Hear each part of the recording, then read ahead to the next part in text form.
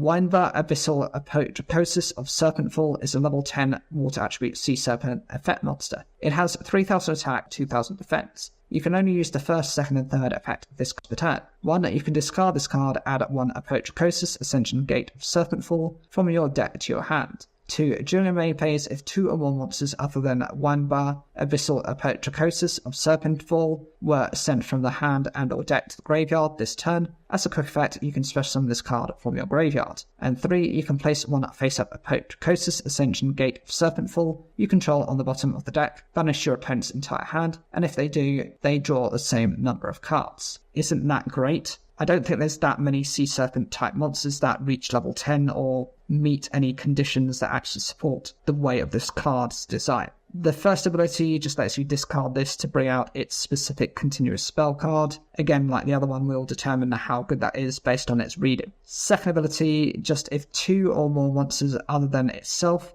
have been sent from the hand or deck to the graveyard, and this can be either triggered by yourself or your opponent or a combination of both, you can just instantly special summon this card from the graveyard. Often it's a good idea to maybe Foolish Burial this card, as it's a way of getting this straight into the graveyard to then do that. But if your opponent knows what you're doing, they will typically be able to stop that by a Called by the Grave effect, or they'll do something to, like Ash Blossom, to negate that ability. Third ability just lets you place the continuous spell version of itself to the bottom of the deck. You do get to banish your opponent's entire hand, and they do get to draw the same number of cards. There is a strategy out there, and there's a particular monster that prevents your opponent from drawing outside of their draw phase. That would work alongside this card, as that means they are left handless. That will make it very difficult for your opponent to come back unless they're running an Infernity type of deck. Another benefit is often your opponent is going to have crafted their hand, would have searched for the particulars that they need for the deck, so